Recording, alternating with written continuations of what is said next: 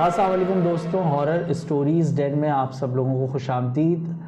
आज जो हमारी गेस्ट हैं उनका नाम है इशरत जहां। इनके पास जो इनकी आबीती कह लें या इनके पास जो स्टोरी है, आज हम वो इनसे सुनते हैं, तो मुलाकात करते हैं। अस्सलाम वालेकुम इशरत। वालेकुम सलाम। जी इशरत, क्या स्टोरी है, क्या सुनाएंगी आज हमें आप?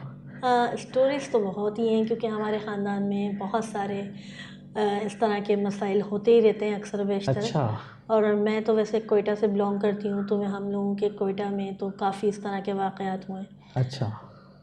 मैं आपको आज जो बताऊँगी, तो मैं अपनी जो नंद हैं, जो कि मेरी सास और मेरी अम्मी बहनें हैं। अच्छा। तो सगी खालाजाद बहन भी हैं वो मेरी, हम्म। और मेरी नंद भी है, मेरे हस्बैंड से बड़ी है। अच्छा। हुआ यूँ कि हम जब छोटे थे, तकरीबन मैं होंगी 3 साल की ठीक। और वो तकरीबन थी 12 साल की ना। हुआ ये ऐसे कि हम लोगों के नाना की अचानक डेथ हो गई, क्योंकि मेरे जो नाना थे ना, उसके टीबी के मरीज़ थे, तो वो हॉस्पिटलाइज थे कोयटा के अंदर। फिर उनका अचानक से इंतकाल हो गया। अच्छा। जब उनका इंतकाल हुआ तो लाजमी सी बात है, हम सबका जाना हुआ। मेरे फ़ादर सऊदीया में होते थे, लेकिन वो फिर इंतकाल की वजह से पाकिस्तान आए। अच्छा, आपकी सास जो थी वो आपकी अम्मी से बड़ी थी या छोटी थी? नहीं, मेरी अम्मी से बड़ी थी। अच्छा। मेरी अम्मी 5 बहनें 1 भाई। अच्छा अच्छा अच्छा अच्छा। तो मेरे सबसे बड़ी मेरी सास है। फिर एक और मेरी खाला है, वो भी कोयटा में रहती हैं, टीचर हैं वहाँ पर। फिर एक मेरी मेरी मदर है, जो कि हम लोग हैदराबाद, मेरी अम्मी कोयटा से हैदराबाद आ गई थी शादी होके, फिर कराची शिफ्ट हो गए। सही। अब फादर वहाँ से सऊदी अरब से आने के बाद तो आपकी अम्मी तीसरे नंबर पे? मेरी अम्मी तीसरे नंबर पे। ठीक ठीक ठीक। तो नाना की डेथ में आप कोयटा हाँ, गए? फिर हम लोग सब कोयटा गए। सही। अब जाहिर सी बात है, कोयटा गए, और उस वक्त क्या कहते हैं, मेरी अम्मी भी प्रेग्नेंट भी थी, उनकी भी तबीयत ख़राब थी। इस चक्कर में मेरे अब्बू जो थे थोड़े से जॉली टाइप के थे। अच्छा। वो ये कहने लगे कि इंतकाल हुआ, इंतकाल के बाद तदफीन के बाद अगले दिन सोएम के बाद फिर वो एक घर में एक सोगवार सा पूरा माहौल हुआ था, और घर में बच्चे भी थे, और सब लोग सब जगह से इकट्ठे हुए थे। जैसा कि मैंने आपको बताया ना कि हम हैदराबाद से गए थे, क्योंकि मेरी अम्मी की शादी कोयटा से हैदराबाद हुई थी। ठीक है, दूसरे शहर गए? दूसरे शहर गए। फिर हम जाहिर सी बात है कोयटा गए, क्योंकि ननियाल तो वही है हमारा। तो जब हम कोयटा गए तो वहाँ सारे हो गए, तो फिर मेरे अब्बू ने कहा कि चलो माहौल को खुशगवार करने के लिए कुछ आउटिंग का प्रोग्राम बनाते हैं। तो वहाँ तो कोयटा में तो या तो एक खन्ना उड़क है, हाँ। या फिर आप उससे थोड़ा सा बाहर जाएं, ये वहाँ खन्ना उड़क या हन्ना लेक की बात करें? जी जी जी, हन्ना लेक की। जी जी। अच्छा अच्छा। हन्ना लेक भी है, और वहाँ 2 वो है, एक हन्ना लेक है और एक उड़क है। जो उड़क वो कहलाता है पहाड़ों पे बना हुआ है। अच्छा अच्छा। हाँ, और एक वहाँ पे जबले नूर भी है, जी जी जी। जिसमें कुरान शरीफ वगैरह बहुत से हाँ। तादाद में सुरंगों के उसमें उन्होंने रखे हुए हैं ना। सही सही। तो हुआ ये कि फिर अब्बू ने हमारे प्रोग्राम बनाया कि ऐसा करते हैं, हम कोयटा में तो हन्ना बहुत दफ़ा गए हुए हैं। सही। हम ऐसा करते हैं, कोयटा का ही एक शहर है हरनाई। अच्छा, हरनाई बहुत खूबसूरत है माशाल्लाह से। जैसे आप सवात देख लें, सवात में ग्रीनरी वगैरह बहुत है, लेकिन वहाँ भी ग्रीनरी भी है, लेकिन पहाड़ भी हैं और झीलें भी हैं, सब कुछ है ना। ठीक। तो ये लोग सब एंजॉयमेंट के लिए हरनाई गए। अच्छा। अब ये हुआ कि सब लोग माशाल्लाह से सब गए, हम लोग सब गए। तो अब मेरी जो बड़ी वाली नंद है वो भी खेल रही थी। अब जिस तरह हम लोग आए थे, इस तरह वहाँ के भी बहुत सारे लोग आगे से घूमने फिरने के लिए और जगह से आए हुए थे। और था भी सर्दियों का मौसम नहीं था, अप्रैल का महीना था, तो ना ज़्यादा सर्दी होती है वहाँ पे, ना गर्मी होती है, तो अच्छा मौसम होता है। जून जुलाई में वहाँ शदीद सर्दी वो गर्मी पड़ती है, क्योंकि वहाँ समंदर नहीं है असल में, वहाँ पहाड़ है ना। पहाड़ों की जो गर्माई होती है ना, उसकी वजह से बंदा झुलस जाता है। वहाँ गर्मी भी शदीद पड़ती है और सर्दी भी। 4 महीने वहाँ गर्मी पड़ती है और 8 महीने सर्दी पड़ती है वहाँ पे। तो फिर हम लोग सब गए वहाँ पे, तो सब अपने एंजॉयमेंट में लग गए। फिर हुआ यूँ कि मेरी नंद जो है, क्या कहते हैं, बड़ी वाली, वो भी खेलती खेलती जो है वो आगे की तरफ निकल गई। तो वहाँ एक बच्चा खड़ा था, तकरीबन वो होगा उनसे कोई 3 साल बड़ा, 14-15 साल का था वो। ठीक है। मेरी नंद 12 साल की थी। तो वो आपके रिश्तेदार नहीं था? वो हमारे रिलेटिव नहीं थे, वो भी जैसे मकामी लोग होते हैं, आए हुए थे घूमने फिरने के लिए। तो क्या कहते हैं, मेरी नंद उनके साथ खेलने लग गई। सही। हम लोग सब अपने उसमें एंजॉयमेंट में लगे, किसी का ध्यान भी नहीं गया कि वो क्या कर रही हैं क्या नहीं। अच्छा, वो उनके साथ खेल रही थी, तो खेलते खेलते वो एक दूसरे को पत्थर भी मार रहे थे, कुछ भी कर यानी खेल रहे थे। तो मेरी नंद ने एकदम से जो है ना एक बड़ा पत्थर उठा लिया। अच्छा। बड़ा पत्थर जो उठाया तो उसके नीचे से एक निकला सांप। सही। अब मेरी नंद डर गई और वो चिल्लाने लग गई कि देखो सांप सांप सांप सांप।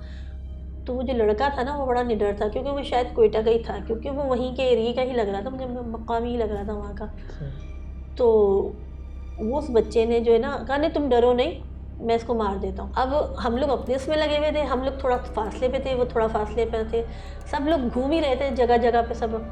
तो उसने क्या किया, वही पत्थर उठा के उसने सांप को मार दिया। अच्छा, लड़के ने? लड़के ने। सही। अब उस वक्त वो सांप तो मर गया, लेकिन मेरी नंद भी सहम गई, डर गई। फिर आके हमें बताया कैसा हुआ, तो हमने फिर मेरी जो खाला थी, सास जो मेरी हैं, उन्होंने उनको डांटा कि भाई तुम वहाँ क्यों गई ऐसा, चलो तुम लोग इधर आओ साथ, ठीक है। सब खेले घूमे फारे हुए, अपने घर जाने लगे। अच्छा, हम जब घर के लिए, क्योंकि वहाँ पे जीपों का इस्तेमाल होता है ज़्यादातर ना, क्योंकि आम गाड़ियाँ इतनी नहीं चल रही होती, क्योंकि पहाड़ों का होता है तो जीप वगैरह यूज़ की जाती है। अब जीप जो है हमारी चले, थोड़ी सी चले फिर रुक जाए, बड़े नहीं भाई क्या हो गया, फिर थोड़ी सी आगे चले फिर रुक जाए। फिर हमारे जो अम्मी के चचाजाद भाई वगैरह हैं, उन्होंने क्या कहते हैं बोला कि लाओ हम मिलके धक्का लगाते। अब जब वो धक्का लगाने के लिए उतरे तो कहीं से एक पत्थर आया, उनका सर फट गया। अच्छा। अल्लाह ये क्या हुआ, सब परेशान, किसी को समझ में ही नहीं आ रहा, कि किसी के जहन में ही नहीं जा रहा ना कि वो इन लोगों ने बच्चों ने, अच्छा उन बच्चों ने ये नहीं बताया कि हमने सांप मारा है। अच्छा। क्योंकि बोला सांप था ये बताया, और ये नहीं बताया कि हमने मार दिया। फिर हम जैसे तैसे उनको देखा, उनको मरहम पट्टी वगैरह, हमारी अम्मी ने अपना दुपट्टा उनके सर पे रख दिया, बांध दिया कि चलो अब शहर में जाके उनको डॉक्टर को दिखाएंगे करेंगे। अभी थोड़ा सा ही आगे गए थे कि तकरीबन 2-3 यानी फिट आगे यानी गए होंगे, मीटर आगे गए होंगे, तो वो एक वही बच्चा जिसने मारा था, वो बच्चा कहीं खड़ा था, उसको उन्होंने इतनी ऊंचाई से किसी ने उठा के उसको फेंका कि वो बच्चा उसी वक्त मर गया।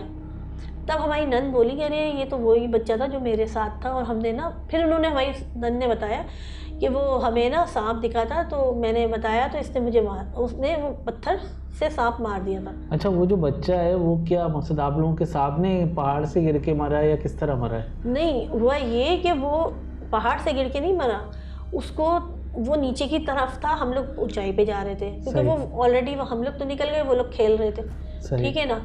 तो अब हमें नहीं पता था कि जो भी मामला थे कि वो हमें तंग कर रहे हैं या उस हमसे बदला ले रहे हैं या नंद के इसमें नंद से ले रहे हैं। अब हमारी इल्म में तो था नहीं ना कि इन्होंने सांप मार दिया है या सांप में कोई जिन था, कुछ था, उस वक्त तक नॉलेज में था नहीं।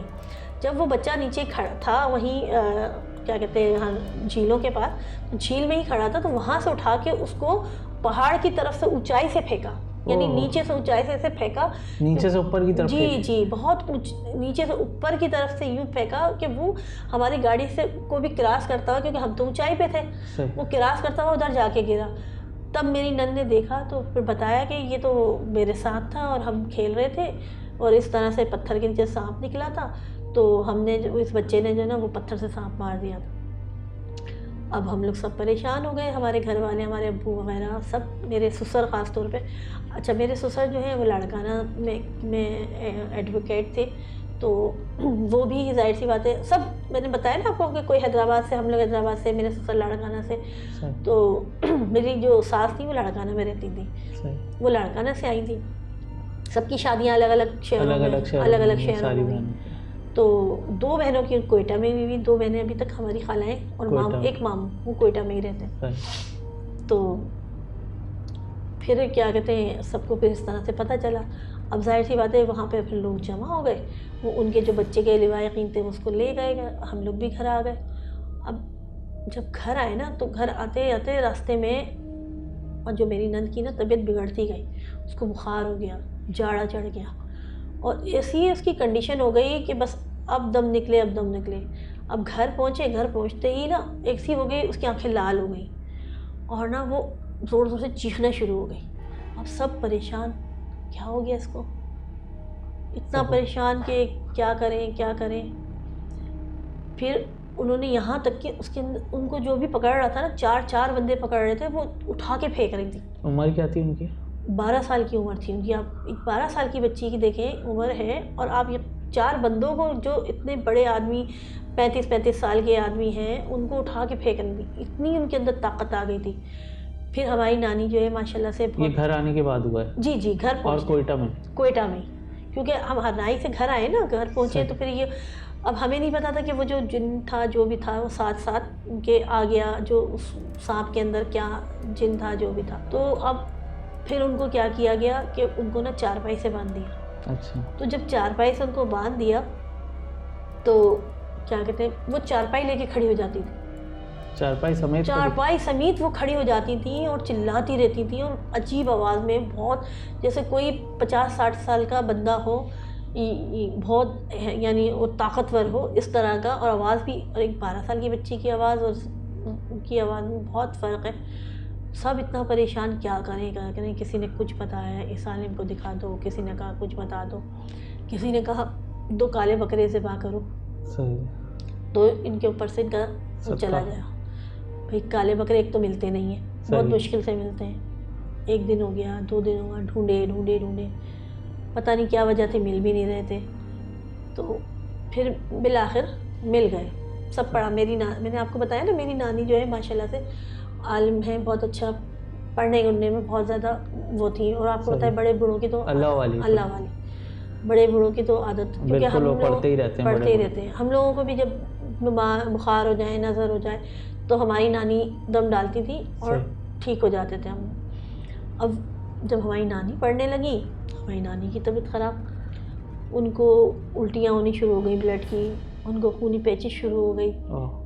फिर हमारे अब्बू और मेरे ससुर, जो मेरे खालू भी हैं, उन्होंने कहा नहीं अम्मी आप छोड़ दें, आप नहीं करें कुछ भी, आप तो वैसे ही ज़ईफ़ हैं और अभी आप वैसे भी सदमे में हैं, तो आप इस तरह से नहीं करें। आप फिर भी वो अपने कमरे में बैठ के पढ़ती ही रही, जो भी जितना, जब तक 3 दिन तक जिस तरह के मामला चल रहे थे। सही। फिर बकरे मंगाए, ज़िबा किए, लेकिन थोड़ी 1 दिन फ़र्क पड़ा हल्का के, यानी उन्होंने शोर कम करना शुरू कर दिया। लेकिन अगले दिन से फिर वही कंडीशन उनकी। अब क्या करें। किसी ने कहा यहाँ लेके जाओ, बस समझे 10 दिन हो गए इस मामलात में। फिर किसी ने बताया कि पहाड़ के पीछे एक बुज़ुर्ग हैं, बैठते हैं, आप वहाँ लेकर जाएँ। वहीं कोयटा में।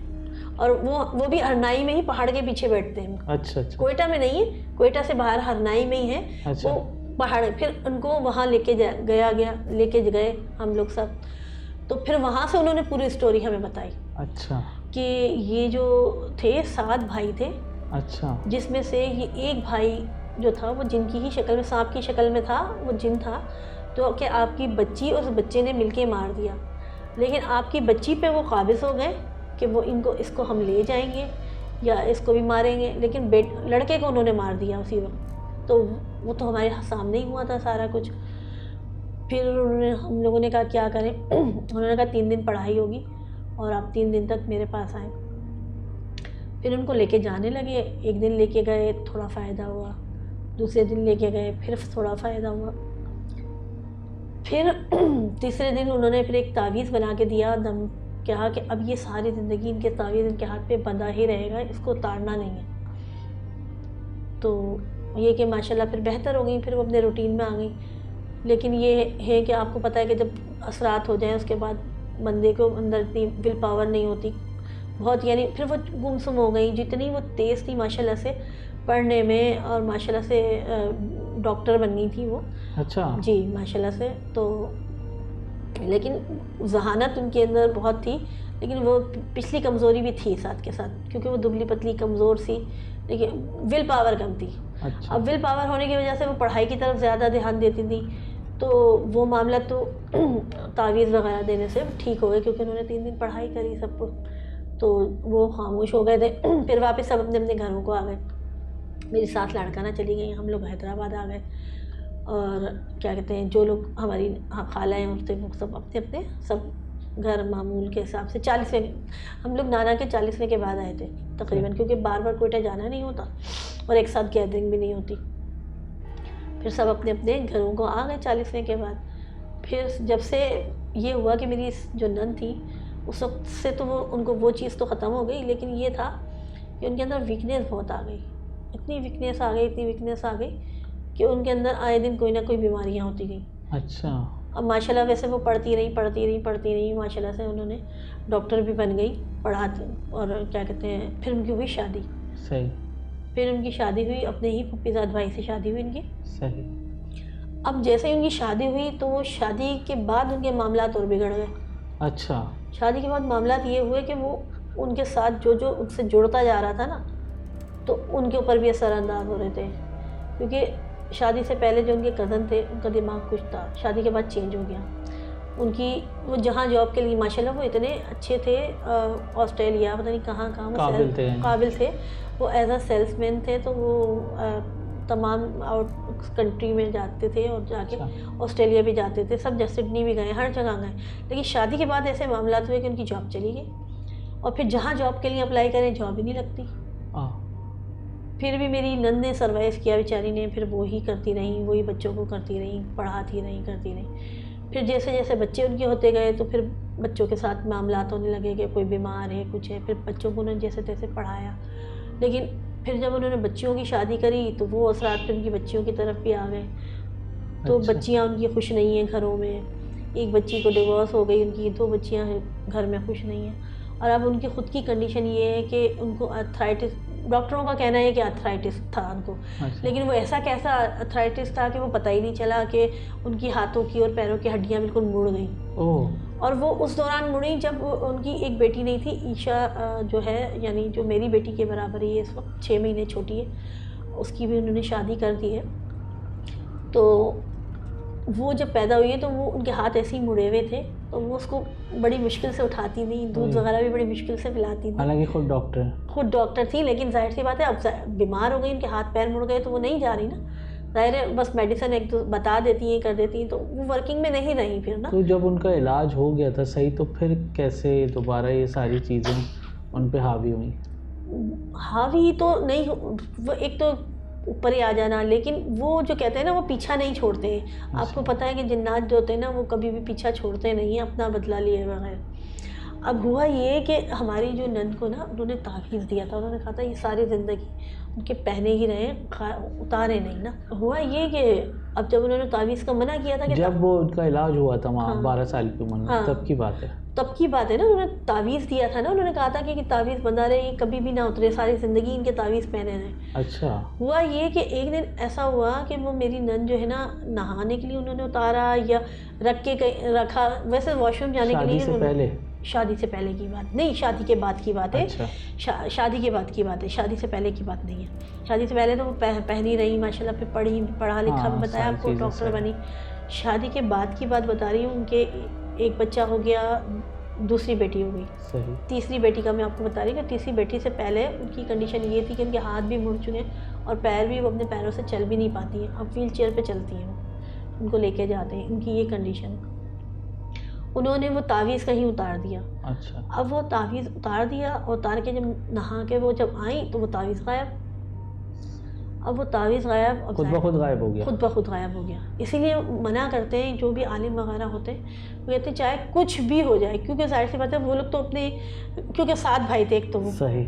दूसरा ये कि वो ये 7 भाई वो जिन्नात के 7 भाई? जी, वो जिन्नात जो थे वो 7 भाई थे, जिसमें से एक भाई को मार दिया गया था, और 7 भाई बदला लेने के चक्कर में थे कि हमने बदला लेना है। तो वो उसमें से कोई ना कोई भी, जाहिर सी बात है, कहीं ना कहीं आ ही गया होगा, क्योंकि जिन्नात तो आपको पता है हर जगह ही चले जाते हैं।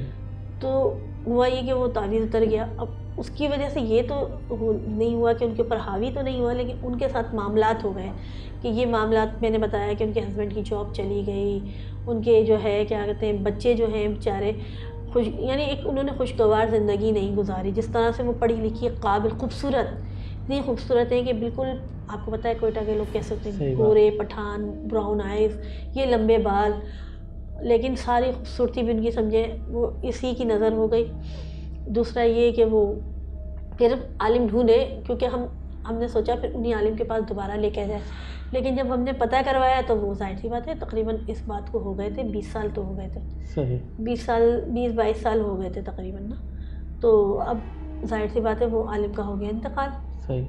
तो अब उनका इंतकाल हो गया, तो अब जाहिर सी बात है अब वो कैसे देखते। और शादी के बाद भी ये हुआ होगा कि डॉक्टर बन गई, अभी ज़िंदगी चल जाएगी, सेट होगी, ख़राब होते होते सिचुएशन टाइम लगा होगा। हाँ, वो लेकिन तावीज़ उन्होंने पहना हुआ था, लेकिन शादी के बाद अचानक बस वो कह रहे हैं ना कि नहाने के लिए वो गायब हो गया। अच्छा, उन्होंने फिर ये बात हमारी सास को बताई नहीं, जो मेरी ओहो। खाला है, ये बात बताई नहीं, वो चुप कर गई।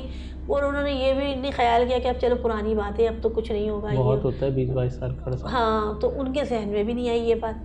फिर जब उनकी तबीयत ख़राब हुई, जब उनको लेके गए किसी दूसरे आलिम के पास, तो उन्होंने फिर सारी कहानी बताई कि इनके साथ ये मामलात हुए थे।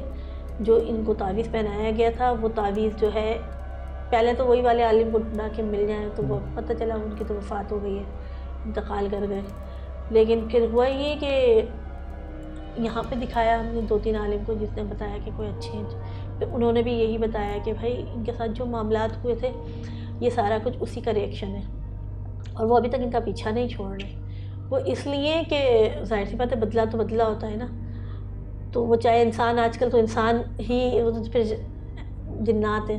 सही। फिर उन्होंने दम किया, फिर उन्होंने कोई तावीज़ दी है, लेकिन उस पर यह हुआ कि उनकी बिल्कुल लाइफ जो है ना अभी तक बिल्कुल ख़राब हुई हुई है, बिल्कुल बहुत ज़्यादा बेचारी डिस्टर्ब हुई हुई है हर तरह से। पैर उसी तरह ख़राब है, पैर हाथ, वो कह रही है व्हील चेयर पे आ गई। अभी मैंने अपनी बेटी की शादी की थी, तो उस पर वो आई, तो वो स्टेज तक पे वो जाहिर सी बात है जा ही नहीं सकती थी, व्हील चेयर पे बिठा के उनको लेकर हॉल लेकर आए व्हील चेयर पे ही। तो अब उनकी ये कंडीशन हो गई है, यहाँ तक कि डॉक्टर कहते हैं इनके घुटने बदले जाएंगे, घुटने ख़राब हो गए। अब जाहिर सी बात है घुटने बदलना कोई आसान काम है नहीं। उन्हीं के भाई से आपकी शादी हुई है? हाँ, उन्हीं के भाई से मेरी शादी हुई है। तो अब ये है कि बस तावीज़ तो उनको दोबारा बांध दी है उन्होंने, लेकिन वो जाहिर सी बात है उनकी ताकत अलग, हर किसी के जो आलिम होते हैं अपनी लेवल के होते हैं, जाहिर सी बात है वो ज़्यादा पहुँचे हुए थे, तो उन्होंने इतने साल कवर कर लिया। लेकिन ये है कि बस बेचारी तकलीफ़ में है। मैं कहती हूँ उनके बच्चे, मैंने आपको बताया कि 2 बच्चियों की, उन्होंने सबसे पहले बड़ी बेटी की शादी करी। वो 3 महीने भी, यानी जो उनका जो दामाद था, वैसे तो वो मेडिकल रैप था, बहुत अच्छा था, लेकिन पता नहीं शादी के बाद उसको क्या हुआ, वो 3 महीने में नफसियाती हो गया बिल्कुल, कि वो अपनी बीवी को लेके आधी आधी रात को 3-3 4-4 बजे घर से निकल जाता था। कहता था रोडों पे घूमता रहता था, बोलता था घर नहीं जाएंगे, तुम अपने माँ बाप से नहीं मिलो, मैं भी अपने माँ बाप से नहीं मिलता, तुम भी अपने माँ बाप से नहीं मिलो। अच्छा, मेरी नंद की ने जो ना अपने बच्चों को भी पढ़ाया है, क्योंकि वो ख़ुद भी पढ़ी हुई थी। तो जो मेरी नंद की बेटी जो है ना MBA कर रही थी, तो उसका लास्ट सेमेस्टर था। अब कहता था नहीं तुम पेपर नहीं दो, तुम घर नहीं जाओगी, तुम यहीं रहो।